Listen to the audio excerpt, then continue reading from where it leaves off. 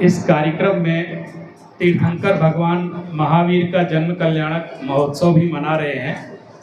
अतः मैं अनुप्रेक्षा जैन से निवेदन करूंगा कि वो एक मंत्र पाठ के द्वारा इसको प्रारंभ करें।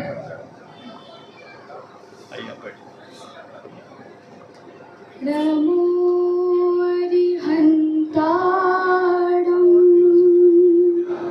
नमो सिद्धाणं नमो आयर्याणं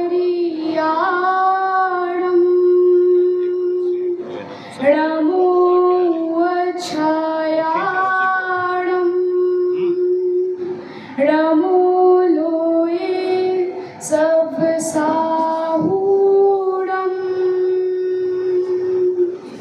ऐसो पंचणमुकारो सर्वपापप्रणाशनो मंगलार्णं च सर्वेशं परमं हवै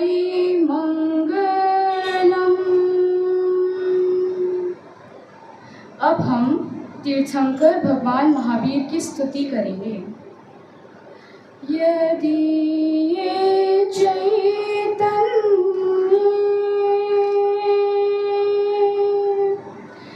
मुकुरैव भावार्षदचितः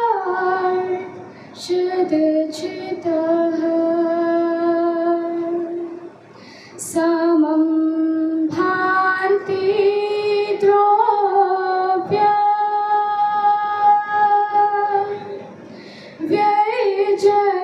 व्ययजनिलसन्तो तरहितः जगत्साक्षी मार्गा प्रकटन परो भानुरेवयो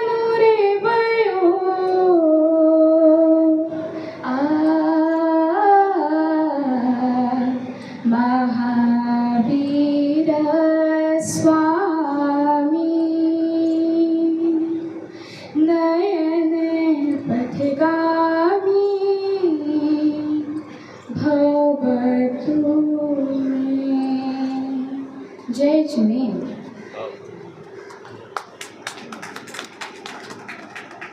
आदरणीय जस्टिस महोदय जलालुद्दीन साहब एवं यहाँ मंच पर विराजमान विभिन्न धर्मों के सभी प्रतिनिधिगण, यहाँ हमारे समक्ष उपस्थित सभी सुधी श्रोतागण, आज मुझे बहुत प्रसन्नता है कि नेशनलिस्ट कांग्रेस पार्टी ने विभिन्न धर्मों को आज एक मंच पर यहाँ एकत्रित करके पूरे देश को एक संदेश दिया है कि वास्तव में सभी धर्मों का एक ही उद्देश्य है, शांति और सद्भाव। मैं आपको तीर्थंकर भगवान महावीर के बारे में 5 मिनट कुछ शब्द कहना चाहता हूँ। आप सभी जानते हैं कि ईसा से लगभग 600 वर्ष पहले इस भारत भूमि पर वैशाली गणराज्य में तीर्थंकर भगवान महावीर का जन्म चैत्र शुक्ला त्रयोदशी के दिन हुआ था और इसको अभी हमने 10 अप्रैल को मनाया है। तीर्थंकर वर्धमान महावीर का जन्म एक गणराज्य में हुआ था और आप सभी जानते हैं कि पूरे विश्व में सबसे पहला गणराज्य वैशाली गणराज्य माना जाता है। भारत ने पूरे विश्व को लोकतंत्र की शिक्षा दी। तीर्थंकर भगवान महावीर ने राजनीतिक रूप से तो गणराज्य देखा ही था, लेकिन उन्होंने आध्यात्मिक क्षेत्र में भी जनतंत्र की स्थापना की। मेरा कहने का तात्पर्य यह है कि उस समय ऐसा वातावरण था कि लोग ये मानते थे पूरे विश्व में कि ईश्वर ही जगत का कर्ता धर्ता है और उसकी मर्जी के बिना एक पत्ता भी नहीं हिलता है। लेकिन तीर्थंकर भगवान महावीर ने अपनी आत्मा का अनुसंधान किया, कैवल्य ज्ञान प्राप्त किया और ये दुनिया को बताया कि ईश्वर की गद्दी पर भी किसी एक का अधिकार नहीं है, बल्कि हर जीव ईश्वर बन सकता है। हर आत्मा को परमात्मा होने का अधिकार है। प्रत्येक आत्मा तपस्या के माध्यम से, साधना के माध्यम से अपने आप को परमात्मा बना सकती है। उनका यह संदेश एक ऐसे समय में आया था जब लोगों ने यह सोच लिया था कि धर्म कुछ सीमित लोगों के दायरे तक निश्चित है। भगवान महावीर ने अपने उपदेशों का माध्यम प्राकृत भाषा को बनाया। वो इसलिए बनाया कि आम जनता भी तत्व ज्ञान को समझ सके, आत्म कल्याण की भाषा को समझ सके और ज्ञान की सरिता में डुबकी लगा सके। तीर्थंकर भगवान महावीर ने जो क्रांतिकारी कदम उठाए, उनमें एक बहुत बड़ा कदम यह था कि उन्होंने अहिंसा के माध्यम से लोगों को जीना सिखाया। उन्होंने कहा कि हम मनुष्य हैं और यदि हमारे अंदर मनुष्यता नहीं है तो हमारा जीवन व्यर्थ है। आप सबने एक बहुत अच्छा शेर सुना होगा कि अपना ज़मीर बेचकर खुशियां खरीद लें, ऐसे तो इस जहां के तलबदार हम नहीं। क्या बात। अपना ज़मीर बेचकर खुशियां खरीद लें, ऐसे तो इस जहां के तलबदार हम नहीं। और वो आँख क्या जो गैर की खातिर न रो सके, और वो दिल ही क्या जिसमें जमाने का गम नहीं। इस करुणा को भगवान महावीर ने हमारे अंदर स्थापित करने का प्रयास। उन्होंने कहा हम जीने के लिए भोजन करते हैं, लेकिन हम अपने भोजन के लिए किसी प्राणी का वध नहीं कर सकते। हम किसी के मांस से अपने पेट को कब्रिस्तान नहीं बना सकते।